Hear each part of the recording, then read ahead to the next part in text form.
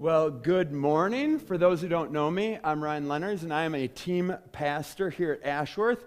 And today I want each of you to take a moment and imagine a time when you were in a very uncomfortable situation and you had to rely and lean on and trust somebody to take you through that situation. So maybe you went to a party with somebody, maybe a date. Maybe you're still with that person. Maybe that person wasn't worth it. But you went to a party, you didn't know anybody there, and you were very much terrified. Or perhaps you were going through a major life change, like marriage, having a child, a new career change, and you were out of your element, and you were really trusting and relying on the wisdom and the advice of somebody to help you get through that. Maybe you've gone out in the wilderness with a guide, gone on a hunting expedition. I remember vividly once I went whitewater rafting. And you're like, oh, this guide seems really nice. But when you're in the raft and you see the rapids coming and he's like, everybody here, you're all like, yes, sir. And you're going to do whatever he tells you to do because you recognize I am out of my element. I have no idea what I'm doing. And this guy better be good or we're in trouble. And whatever your situation, think about how much trust that you have in those times had to put into that person or that guide to help you through that scary or that dangerous situation. And now that you're through that situation, you survived, I can ask you to imagine, what if that person was a phony? What if they stayed at a Holiday Inn the night before and they're like, of course I can do this. And they're a complete fraud, and they didn't actually know what they were doing. And what if you were trusting somebody who didn't have a clue what they were doing to be the one to navigate you through that challenging time? That would be so dangerous. All of a sudden, that situation that you're like, whew, this is going to be a little bit difficult, but I'll get through it with their help, becomes in fact, terrifying and dangerous because you realize the person leading you doesn't have a clue what they're doing to see you through it. And it's this feeling of utter dependence on another person that we need to imagine to fully understand our teaching from Jesus today. You see, today is essentially part 2 of what Pastor Brent began last week, as he taught in John chapter 10, where Jesus said, I am the gate. But as we learned, when he said, I am the gate, he wasn't saying, I am an inanimate object. He was actually pointing to the fact of how shepherds act as a gate to provide protection and provision for their sheep. You see, a shepherd is an indispensable guide in the life of a sheep. Without a good shepherd, sheep won't survive very long in the dangerous, unforgiving desert wilderness of Judea. Like you at the party with all these people that you don't know and relying on your date to navigate you through those social interactions, a sheep also very ill-equipped to navigate all the things and all the dangers that are going on in the wilderness of Judea. And additionally, then, so the sheep have to have that shepherd who's able to provide for them a place to come to the lush grass to eat and a place to drink the water. And the shepherd is the one who provides the protection and puts them away in the little caves at night to make sure that they don't have to face the wild animals. The shepherd is providing and protecting for the sheep. And the reason that we learned the sheep are able to receive that protection and that provision is because the shepherd knows his sheep. And they know him. They know his voice. They're willing to follow him wherever he leads. And they're willing to then enter past him as the gate into safety. And now today we continue in John chapter 10, where we see Jesus giving us another of his 7 I am statements that we find in the book of John. And so in John chapter 10, verse 11, we see Jesus continuing, tell the crowds, I am the good shepherd. But before we can go any further, we have to look at the situation where Jesus is making this statement. Just like when he said, I am the light of the world, he was saying it at a giant festival centered around these huge lights up in the center of the temple courtyard. Jesus is making this claim to be the good shepherd at the festival we know as Hanukkah, which remembers the bad leadership or the bad shepherds of Israel during the 2nd and 3rd centuries. You see, in the 3rd century BC, Greece started to take over the whole Mediterranean. And their influence started to infiltrate into Jerusalem and in through the Israelites and how they were living and how they did their religion. And so you had these two different sets of Israelites. You had the conservative Jews who were like, no, this is wrong and we need to continue to live out our religion the way we were taught. And you had the Hellenist Jews, they're kind of the Greek thinkers, who were like, no, a little bit of this and a little bit of that mixed in with everything is A-okay, that's just fine. And they were leading the people to these Greek ideas and leading them away from God. And it got so bad that we have what's known as the Maccabean War between the conservative and the Hellenist Jews. And in 165 BC, Judas Maccabeus took over Jerusalem again. And he rededicated all of Jerusalem back to God. And so that's why when we read in verse 22 of John 10, it calls it the Festival of Dedication. We call it Hanukkah today. But it was remembering how they had to fight a war because the leaders of Israel, the shepherds of Israel, had led the people astray and led them away from God. And as a result, during this festival, every year, the people would ask themselves, what went wrong? How did we follow shepherds who led us so far away from God? And how did the leadership lose its way in the first place? And so part of this ceremony then, during this festival, was a warning to the false shepherds that they would have read out of Ezekiel 34. And so here's what I want you to hear. These people would have just heard right before Jesus stands up and makes this statement, I am the good shepherd. They would have heard this read at their festival from Ezekiel chapter 34. This is what the sovereign Lord says. Woe to you shepherds of Israel who only take care of yourselves. Should not shepherds take care of the flock? You eat the curds, clothe yourselves with the wool, and slaughter the choice animals, but you don't take care of the flock. You've not strengthened the weak or healed the sick or bound up the injured. You've not brought back the strays or searched for the lost. You've ruled them harshly and brutally. So they were scattered because there was no shepherd. And when they were scattered, they became food for the wild animals. For this is what the sovereign Lord says, I myself will search for the sheep and look after them. As a shepherd looks after his scattered flock when he is with them, so will I look after my sheep. I myself will tend my sheep and have them lie down, declares the sovereign Lord. I will search for the lost and bring back the strays. I will bind up the injured and strengthen the weak. Wow, doesn't that put Jesus, I am the good shepherd, in a very different context? This incredible chastisement to the failed leadership of Israel, and God saying, I will be the good shepherd who brings in those who were scattered and binds up those who are broken. I will do this myself. And now Jesus stands up and says, I am the good shepherd.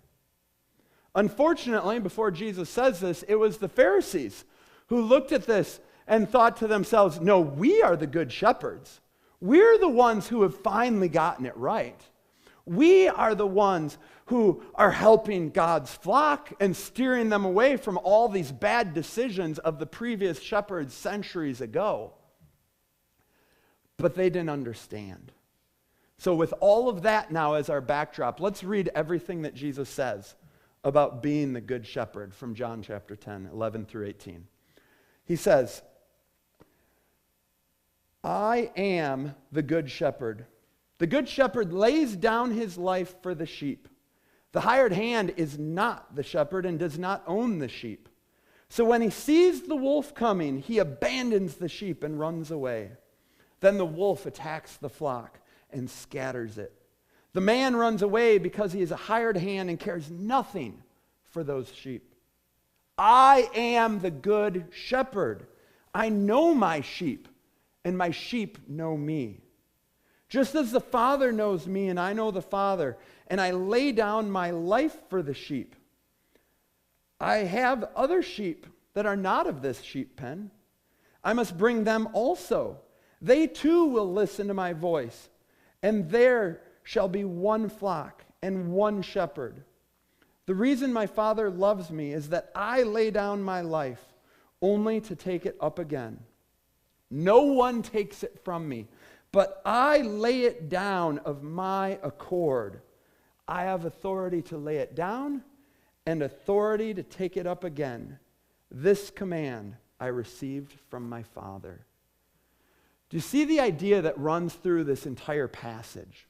It's the reason that Jesus calls himself the Good Shepherd. It's because he is willing to lay down his life for his sheep. He says hired hands just run away at any sign of danger.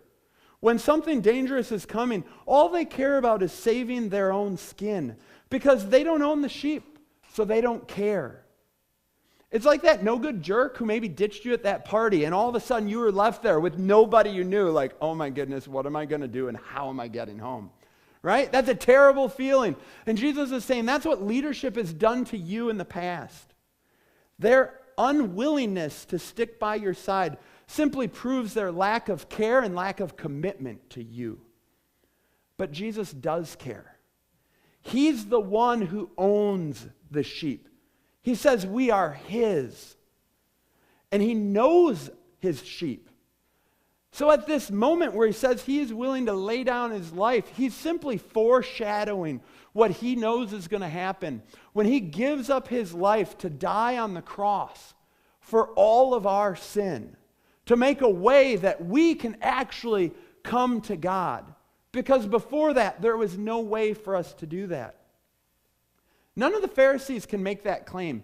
None of the Pharisees were willing to lift a finger to help the people.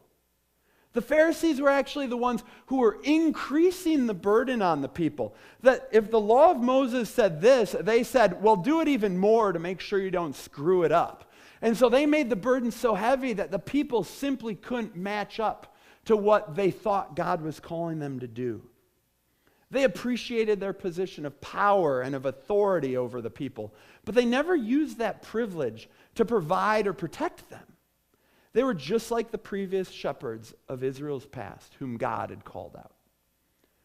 But Jesus, we see, is different. Jesus isn't leading the people so he can achieve some sort of reward or gain some sort of notoriety. In fact, his view of leadership is completely upside down. He's leading by being a servant. Later in John, we read about how Jesus gets down on his knees and wraps a towel around his waist and washes his disciples' feet. This is completely unheard of. He's willing to lay down his life for his followers. Who does that? While the Pharisees increase the burden on the people, he's removing the burden of the law and fulfilling it so that all for us. He's making a way to God where there was no way. He is living the life of a servant and of the good shepherd of all of his people. And no, he was in no way a victim of God's cosmic plan to rescue the world. Some people look at Jesus' death on the cross and they somehow think in some distorted lens that it's some sort of divine child abuse where God made Jesus die. But Jesus makes it very clear to us in this passage that he was the one who had the authority to lay down his life. He was the one who, he says, nobody takes my life, but I lay it down of my own accord. He chose to give up his life. And it's because he had a choice in the matter that we clearly see that this wasn't him just being obedient to the Father. He was being obedient, but he did it because he loved us. He did it because he was so devoted to us. He's willing to leave the 99 to go after the one sheep who has wandered away because of his incredible care and concern for every single one of us, even when we make a giant mess and we're the one that runs away. He goes after us because he loves us and he wants better for us. Bad leaders who don't care about those they lead, they run away to protect their own skin. But Jesus shed his blood so we wouldn't have to. That's why he's the good shepherd. But the problem is, so many of us don't see this. We don't understand how Jesus is the good shepherd who makes any difference in our lives. Maybe we don't understand it. Maybe there's people all around us who've never even heard the invitation to follow Jesus as the good shepherd. You see, this world is a very dangerous place. It's a lot more dangerous than any party you've attended full of strangers or any whitewater rapids that you've faced down. And so while we try to navigate this world as best as we can, the fact is, each one of us is going to enjoy this life a whole lot more if we have a guide. We need a guide to help us navigate all that's going on around us. But we don't need just any old guide. We need the one true guide who will provide and will protect and will even lay down his life for us. Unfortunately, there are lots of people willing to offer you guidance. The world is absolutely chock full of bad shepherds, people who simply want to eat the curd and clothe themselves with your wool. Or in more modern terms, exploit your trust for their financial gain. Lots of people are writing magazine articles and blog articles and YouTube channels to show you how to do something, to be a better you, to get rich this way, or to be more successful in your job, or to live a happier life, or be a better parent, or eat healthier. And not all these people are terrible people, but we have to understand the reason that folks do that mostly is for their own gain. Do they actually completely care about you? Do they know who you are? Do they know your name? Do they know what you need? Or are they doing it for them?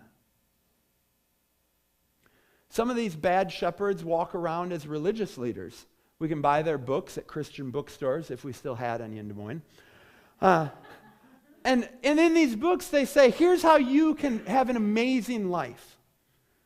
But anybody really who's trying to lead you in a way that takes you away from God is a bad shepherd. And so that's why we can say that different social media platforms, people are bad shepherds there. Movies and media, the music you listen to can be a bad shepherd that's leading you down a dark path. The blogs and the magazines and all the books that you read, the self-help stuff, they can be a bad shepherd influencing you in ways that aren't helpful.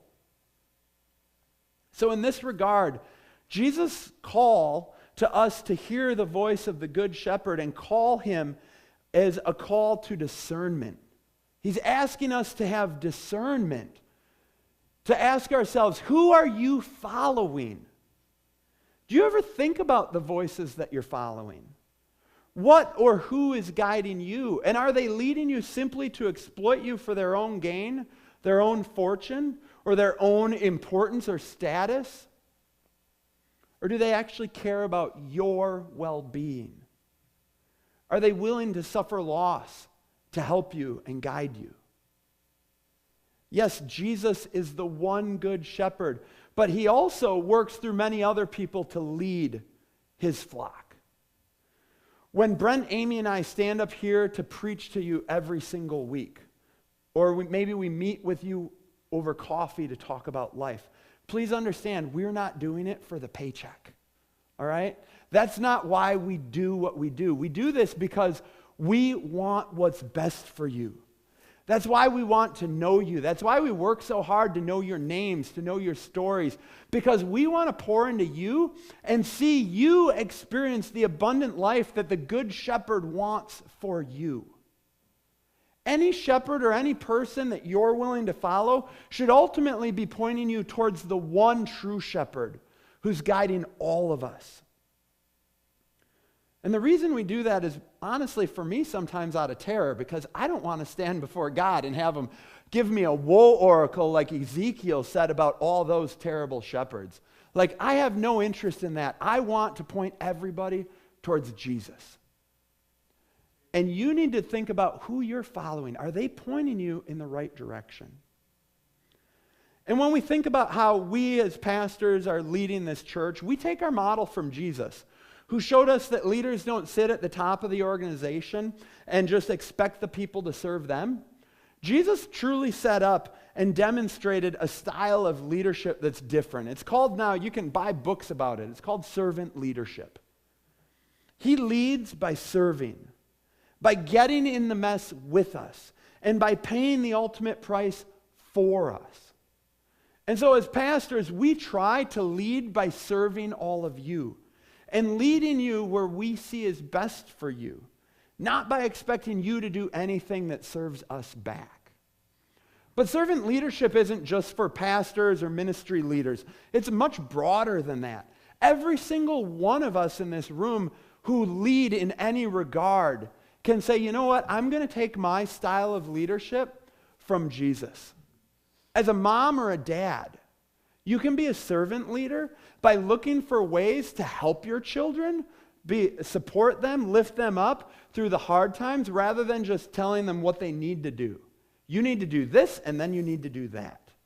Demanding whatever you want. That's being at the top. Serving them is saying, how can I help you through this scary time, this hard time? How can I help you clean your room? It's important. How can I help?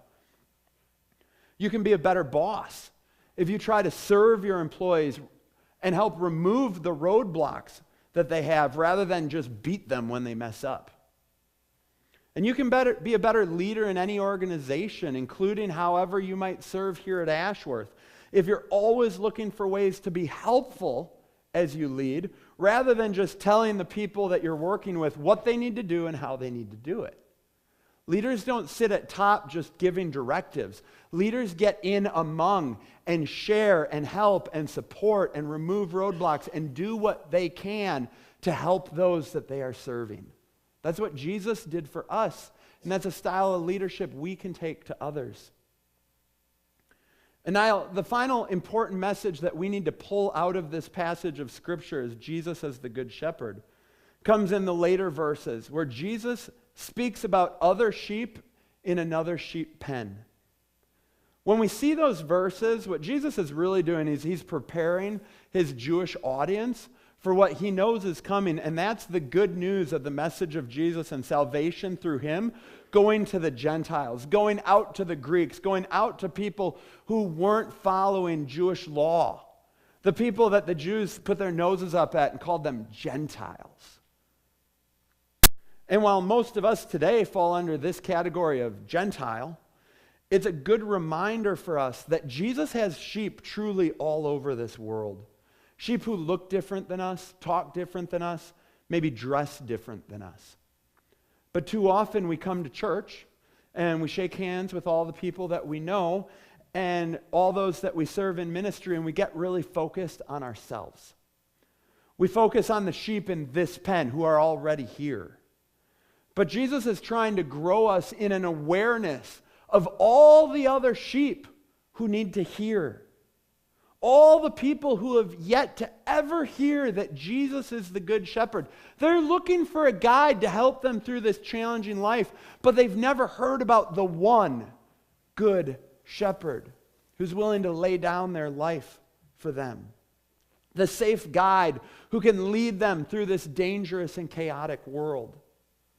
And so we need to constantly be asking ourselves, who else? Who else needs to know? Who are the other sheep that are not of this pen here yet? That we can invite, that we can tell them, you know what? This life is hard, but there's somebody who wants what's best for you, somebody who will provide for you, protect you, who wants to know you by name and take care of you. Who do you need to tell about the Good Shepherd? I mean, realistically, this is why we hold events like saying, hey, go host a Super Bowl party. Because so often we don't rub shoulders often enough with people who aren't in this pen. But by having a party, it's a really super easy way to say, you know what? I need to spend some time with some other people who don't know Jesus as their Good Shepherd. I need to build that relationship with them. I need to take some time to develop that relationship so that there will come a day where I can say, you know what? I know somebody who can help you, somebody who can lead you and guide you through all this challenge you're going through. And that's why we encourage you to take that step, because we want you to have an awareness of all the people who aren't yet part of Jesus' flock. Going back to that uncomfortable situation I asked you to imagine when we began, that's really just a microcosm of our entire lives. Yes, that event was scary and maybe you needed a guide. While I was in that raft, I realized that I had no control over what was going on. The river was doing one thing and the guide was going to lead the rest, and that's the only control I had, was to listen to him. But that's how life is. Am I right? The river is flowing and rapids are ahead. It looks different for each one of us. And somehow you're going to have to get through those rapids. And we're all looking for a guide. How the heck am I going to get through this moment? And so we're grasping.